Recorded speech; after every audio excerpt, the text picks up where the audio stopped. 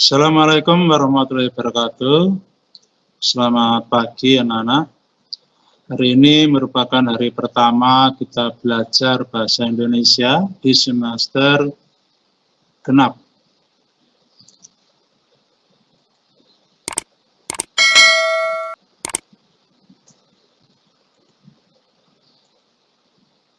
Mari sebelum kita mulai pembelajaran hari ini, kita berdoa menurut agama kita masing-masing. Berdoa dipersilakan.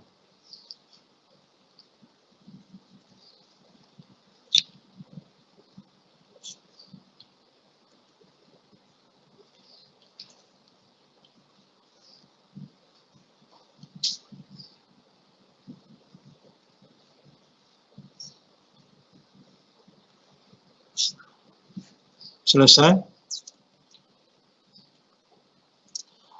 Di semester ganjil kemarin, kita telah belajar beberapa teks. Yang pertama yaitu teks berita, yang kedua teks iklan, slogan, dan poster, yang ketiga teks eksplanasi, keempat teks persuasi, yang kelima buku fiksi dan non-fiksi.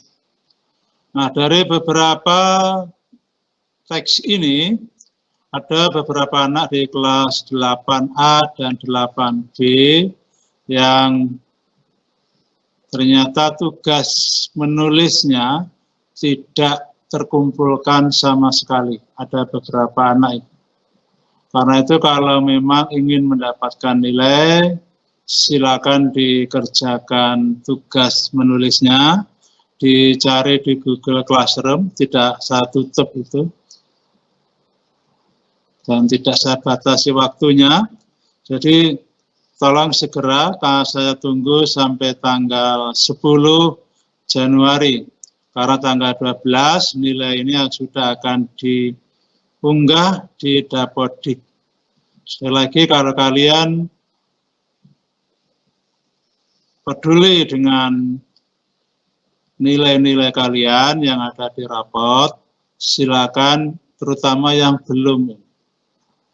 Kami dalam kondisi pandemi COVID-19 ini, kita tidak bisa bertemu, hanya imbauan, hanya lewat wali kelas kalian, saya sampaikan beberapa anak yang belum mengerjakan tugas sama sekali. Dari 4 tugas atau 5 tugas yang harusnya dikumpulkan, 1 pun tidak ada yang dikerjakan. Lalu nilai berapa yang harus saya berikan ke kalian?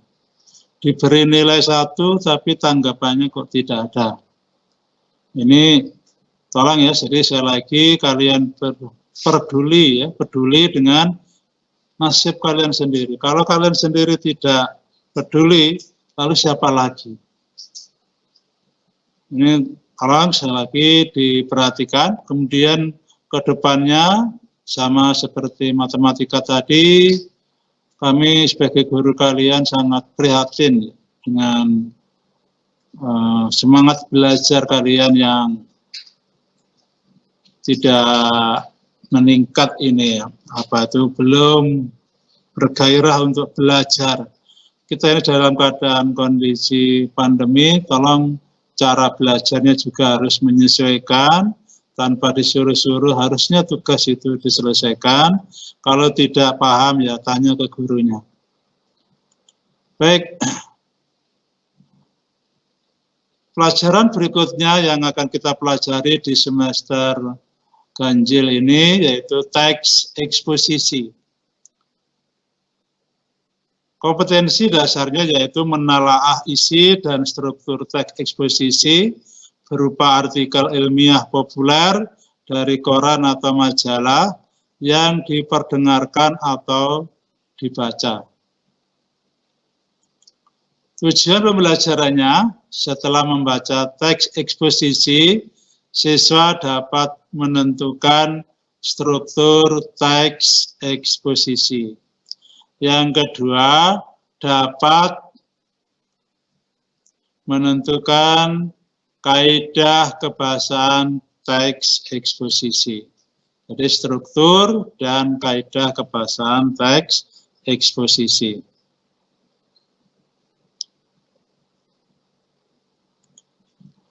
Nah, sekarang silakan kalian baca buku siswa di halaman 71. Ya, saya tunggu beberapa menit.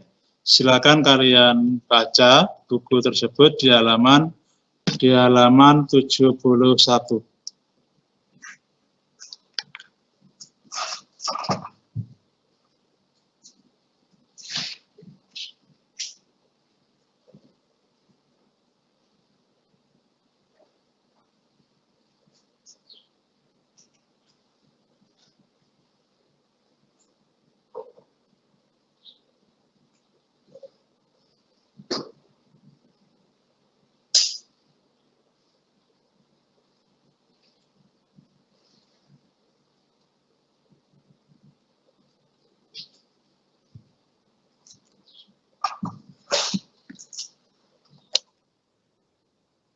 Gimana?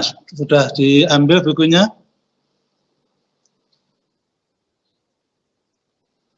Baik ya, jadi saya pandu dengan saya bacakan teksnya.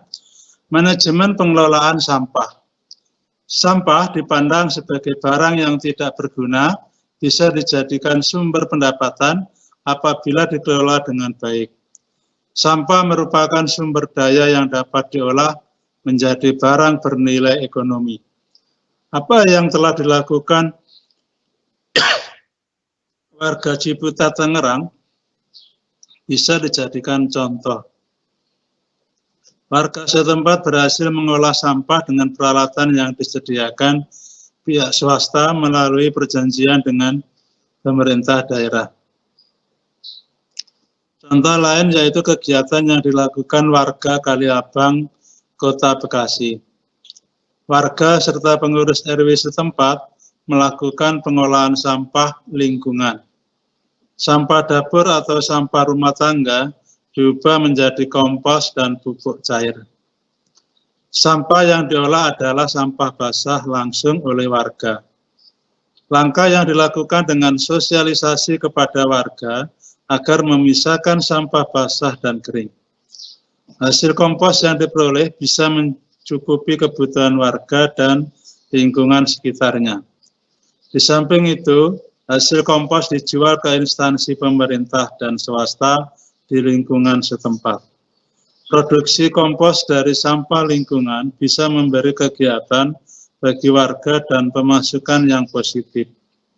Termasuk juga produksi pupuk cair bisa dirasakan untuk menyuburkan tanah warga.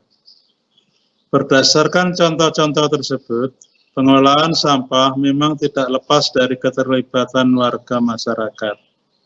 Masyarakat harus diajari memilah sampah organik dan anorganik.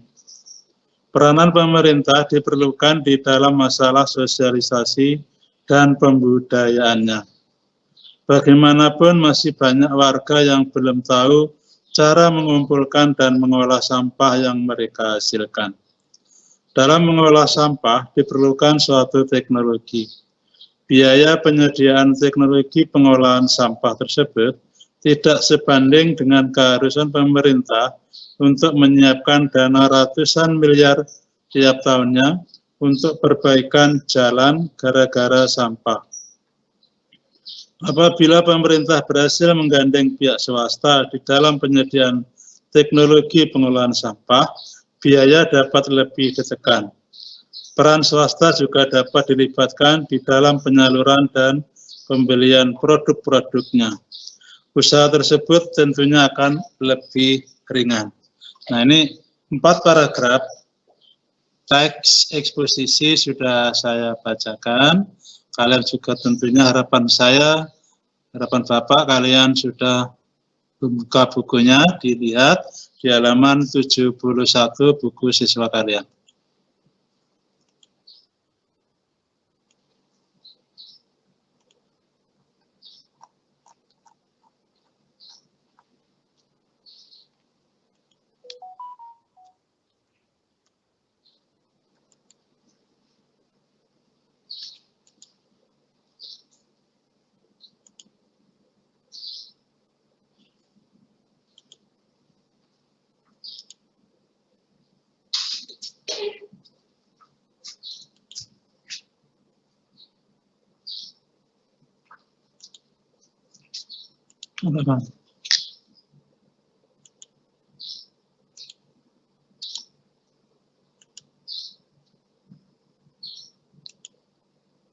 Aktivasi Pak. Ini Pak.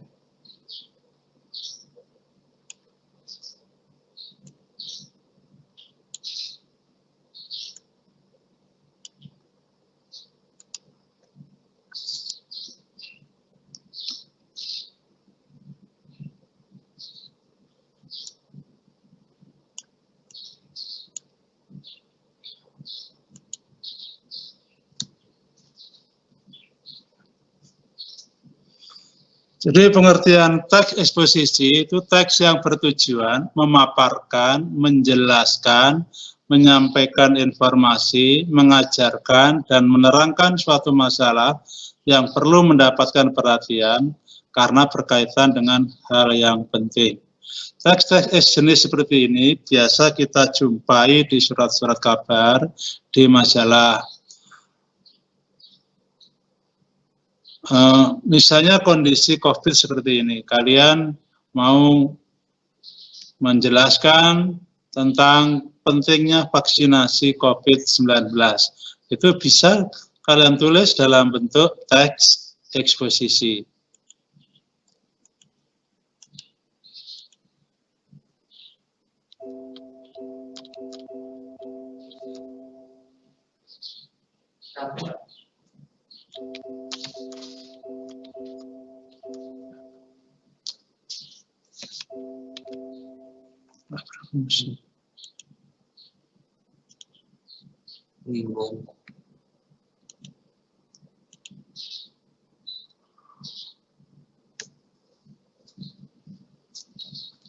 Nah, unsur-unsur teks eksposisi itu yang pertama, di dalam teks eksposisi itu ada gagasan, ada ide, ada pendapat. Ya. Jadi ada ide, ada gagasan, ada pendapat, sama ya, ada pendapat dan ada fakta. Kalau gagasan itu biasanya berupa komentar, penilaian, saran, dorongan, dan rujukan. Jadi ini berupa pendapat, sesuatu yang belum tentu terjadi. Kemudian yang kedua, kalau fakta, sesuatu yang benar-benar terjadi. Mengapa diperlukan fakta dan gagasan atau pendapat ini? Karena untuk meyakinkan pembaca atau pendengar bahwa apa yang disampaikan itu memang benar dan perlu kita perhatikan. Jadi untuk argumentasi yang dia sampaikan ke pembaca atau pendengar itu perlu pendapat dan fakta.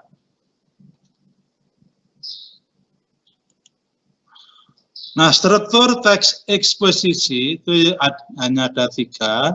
Yang pertama tesis, yang kedua rangkaian argumen, yang ketiga penegasan ulang.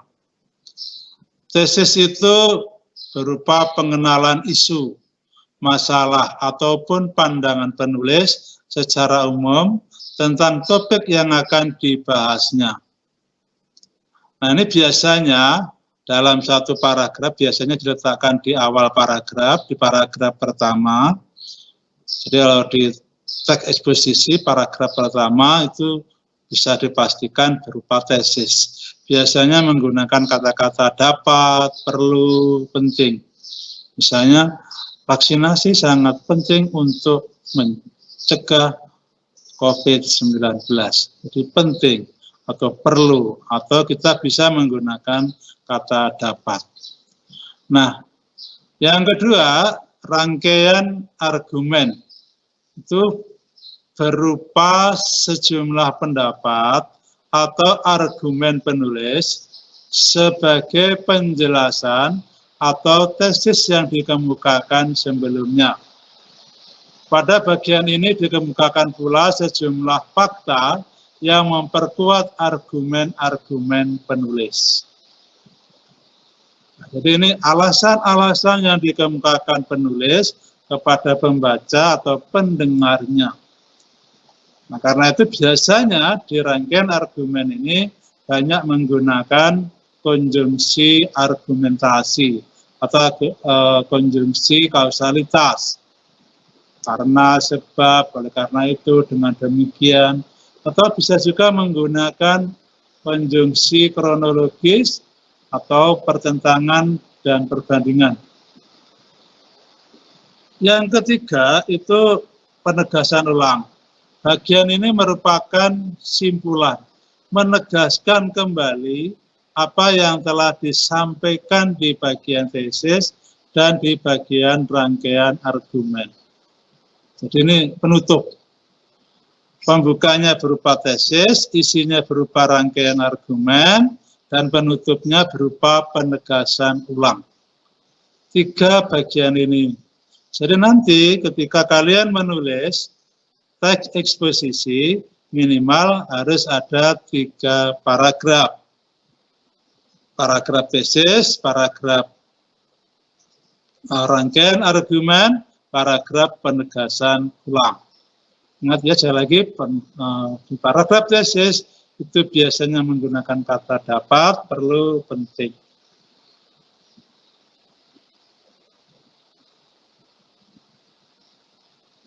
Berikutnya, kalau kita bahas di teks eksposisi halaman 71, maka tesis itu ada di paragraf 1.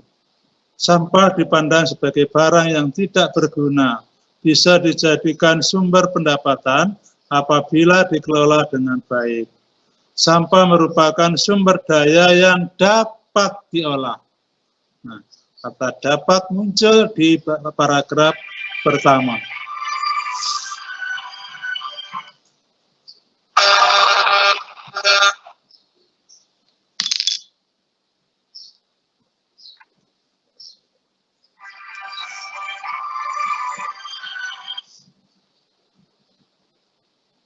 Ya, mohon maaf ada telepon yang masuk, sebentar ya.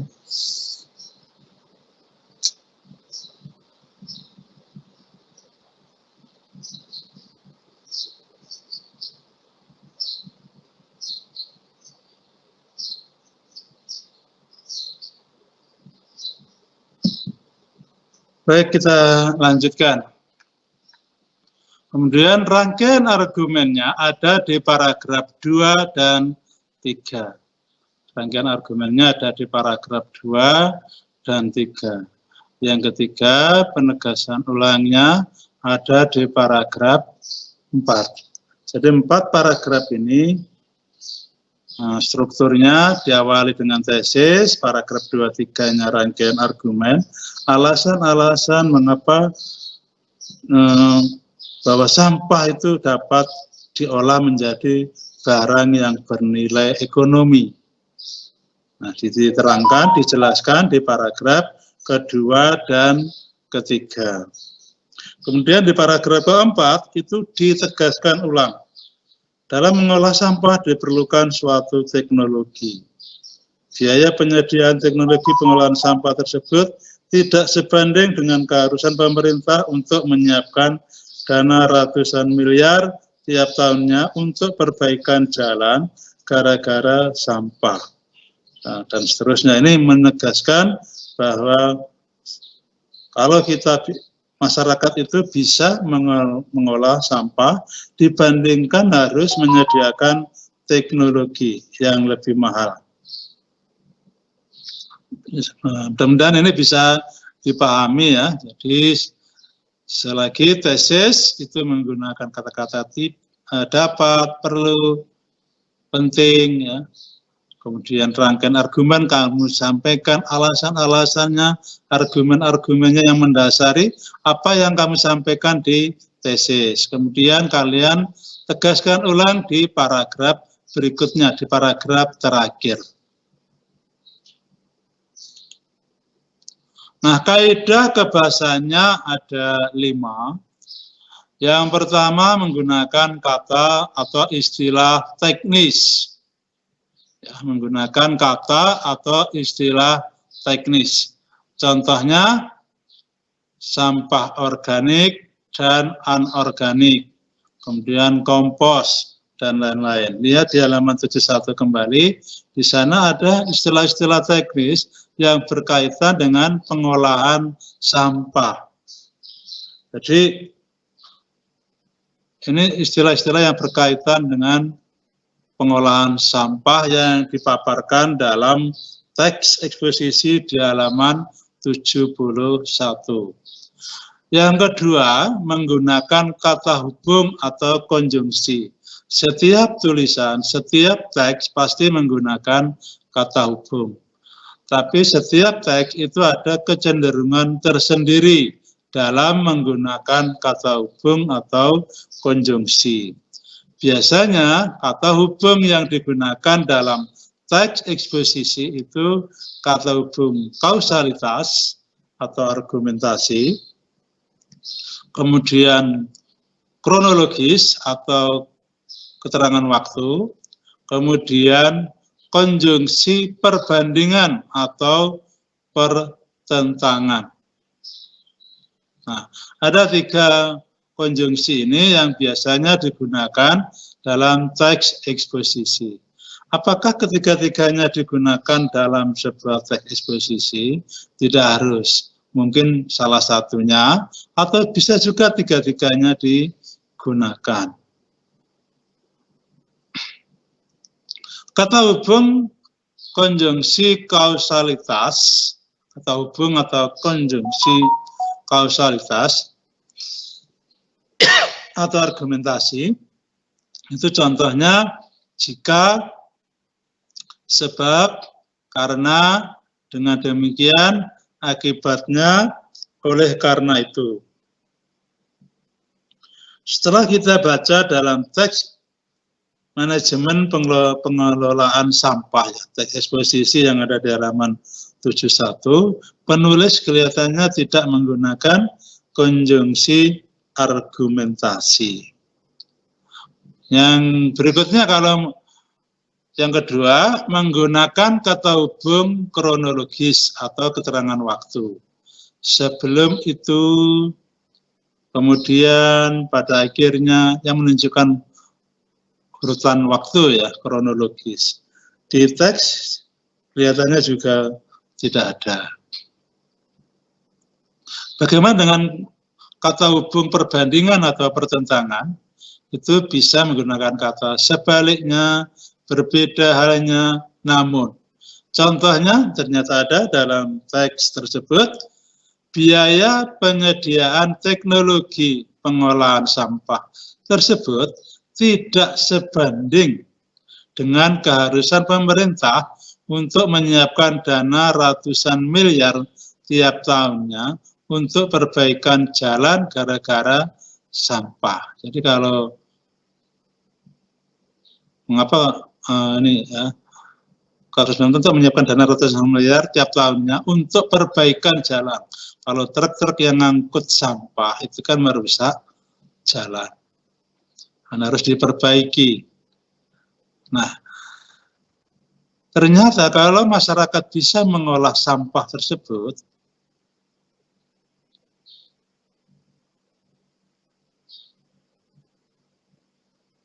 biaya penyediaan teknologinya tidak sebanding dengan keharusan pemerintah untuk menyiapkan dana ratusan miliar tiap tahunnya. Jadi ini membandingkan antara penyiapan teknologi pengolahan sampah dengan kalau pemerintah harus menyiapkan atau memperbaiki jalan gara-gara sampah.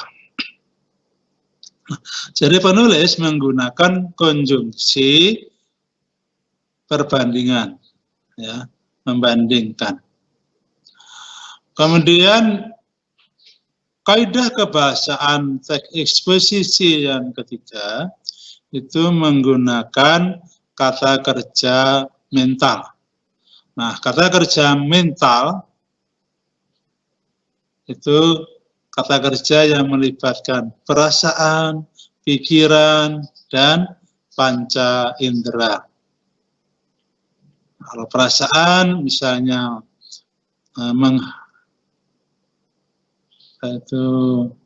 menyedihkan misalnya, memprihatinkan. Kalau pikiran menduga, memprediksi, memperkirakan. Kalau panca indera mengharumkan, indera apa? Penciuman. Jadi, kata kerja mental itu kata kerja yang melibatkan perasaan, pikiran, atau panca indera. Dalam teks tersebut, kelihatannya penulis tidak menggunakan kata kerja mental, walaupun kebanyakan teks eksposisi itu menggunakan kata kerja mental.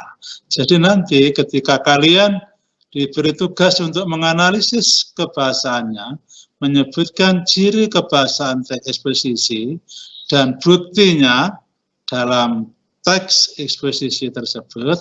Kalau memang tidak ada, silakan kalian tulis dengan ketik tidak ada. Bisa dipahami ya? Berikutnya yang keempat, menggunakan kata rujukan. Merujuk pada sesuatu sebelumnya berdasarkan data. Nah, data apa? Merujuk pada pendapat siapa. Bisa juga kita menggunakan kata rujukan tersebut. Ya, ketika ini, itu, komonya, itu bisa termasuk kata rujukan. Kata rujukan penunjuk ini, itu, tersebut, atau kata rujukan yang kata rujukan milik, kata ganti milik, bukuku, bukumu, bukunya. Saya baru membeli bukunya berjudul, jadinya itu merujuk pada buku yang baru dibeli tadi.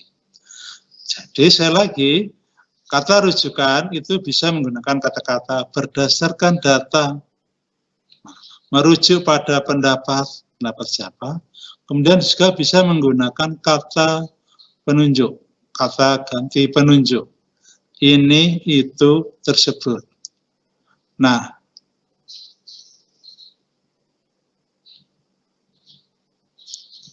contohnya dalam teks tersebut, usaha tersebut, maaf itu kelebihan N, usaha tersebut tentunya akan lebih ringan.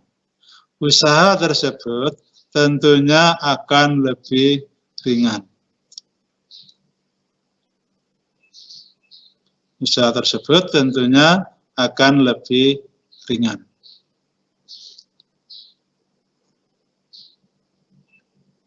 Mana yang menunjukkan kata rujukan tersebut. Jadi nanti tolong kalau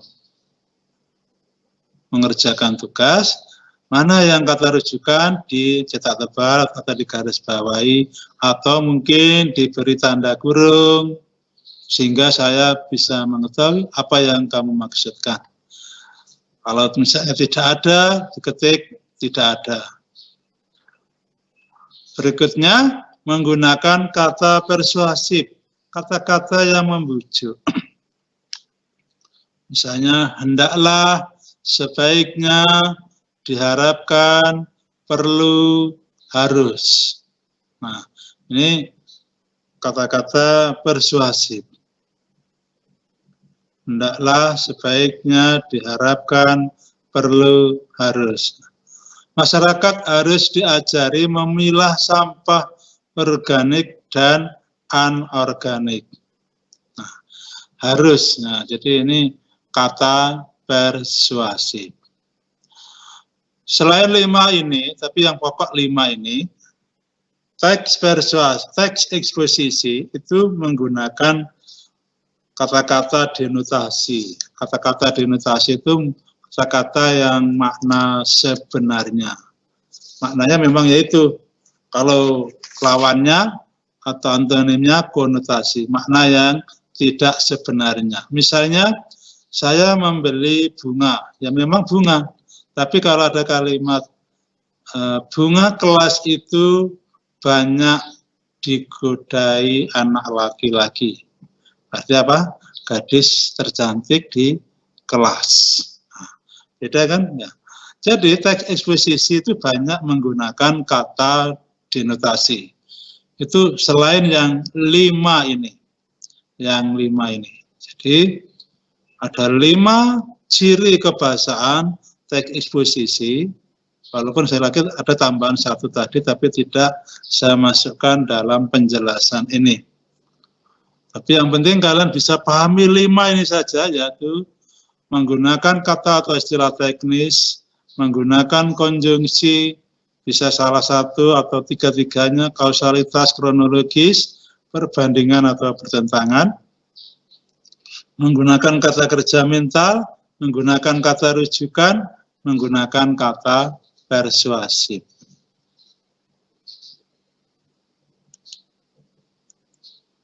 Nah, simpulannya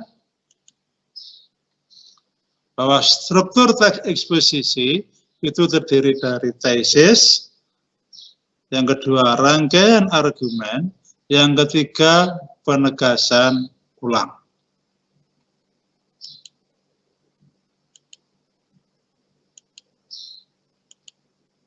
Kemudian kaidah kebahasaannya ada 5, menggunakan kata atau istilah teknis,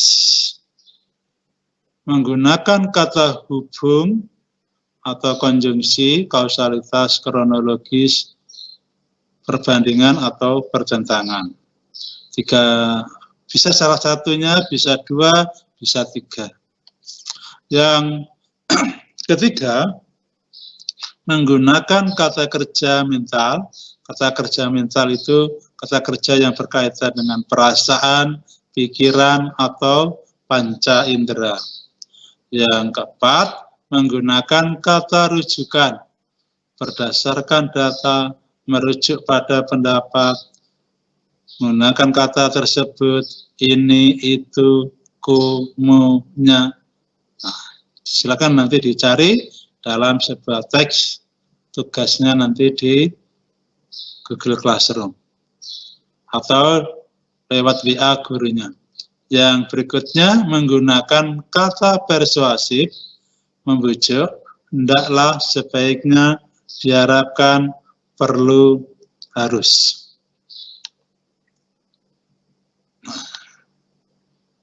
Ini ya, jadi hari ini kita berbicara tentang struktur dan kaidah kebahasaan teks eksposisi. Untuk lebih jelasnya silakan kalian baca di buku siswa, karena ini hanya yang diambil 2 KD, seharusnya 4 KD, karena kondisi COVID, tidak semuanya diajarkan. Untuk memahaminya kalian harus belajar sendiri di rumah. Kita beruntung berada di SMP 1, masih ada live dengan menggunakan teknologi internet seperti ini, sementara di sekolah-sekolah lain tidak ada. Baik, kita refleksikan. Mudah-mudahan pembelajaran hari ini harapannya kalian sudah bisa memahami struktur dan ciri bahasa teks eksposisi. Nah, untuk tugasnya,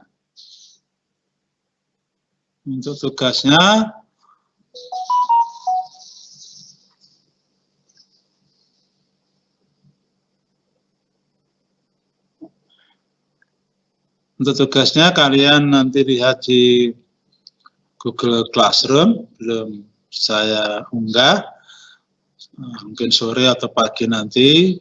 Waktunya akan saya batasi mungkin 2 minggu, setelah itu saya tutup.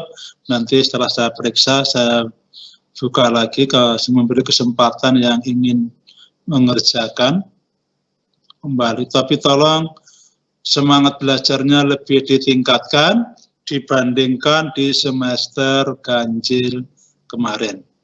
Kalau belum paham, silakan kalian tanyakan. Kalau mungkin ada yang bertanya.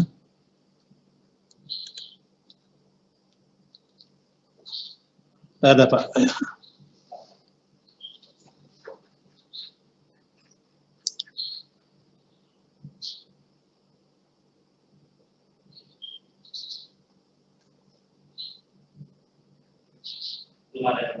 Nah, belum ada. Baik, kalau tidak ada yang bertanya, harapan saya kalian paham. Sekali lagi dibaca, nanti dibaca ulang materi ini. di Google Classroom, kemudian dibaca kembali bukunya, mulai dari halaman 59